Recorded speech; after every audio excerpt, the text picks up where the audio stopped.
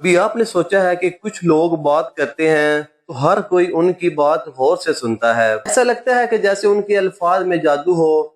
असल में वो जादू नहीं, कम्युनिकेशन स्किल होती है। आज मैं आपको बताऊंगा 6 जबरदस्त टिप्स जिससे आपकी बातचीत करने का अंदाज जीतने वाला बन जाएगा।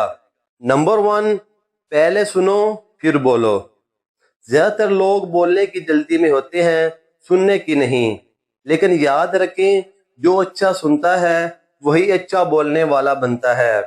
जब आप ध्यान से सुनेंगे, दूसरा शख्स महसूस करेगा कि आप वाकई उसे समझ रहे हैं, तो बस वो आपसे मुतासर हो जाएगा। तो सेकंड पे आता है, आवाज का लहजा नरम रखे। लफ्जों से ज्यादा असर लहजे का होता है।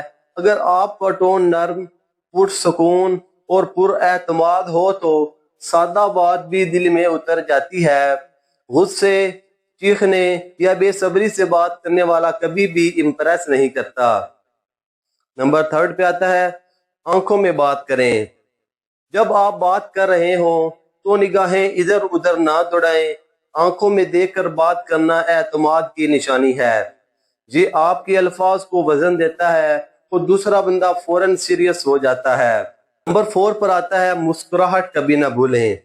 हल्की सी मुस्कुराहट आपको इंस्टेंटली फ्रेंडली बना देती है। लोग उनसे बात करना पसंद करते हैं जो पॉजिटिव एनर्जी देते हैं। तो हमेशा चेहरे पर स्माइल रखें, चाहे बात सीरियस ही क्यों ना हो। नंबर 5 पे आता है, मुख्तसर और साफ बात करें। लंबी बातों से लोग थक जाते हैं। अपनी बात क्लियर, शॉर्ट और डायरेक्ट रखें।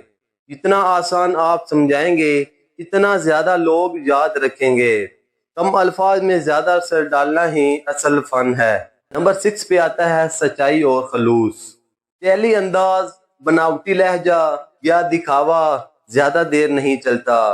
अगर आपकी बात में सच्चाई है तो लोग दिल से आपको रिस्पेक्ट देंगे। तो दोस्तों, याद रखें, बात करने का अंदाज आपका इंट्रोडक्शन होता है।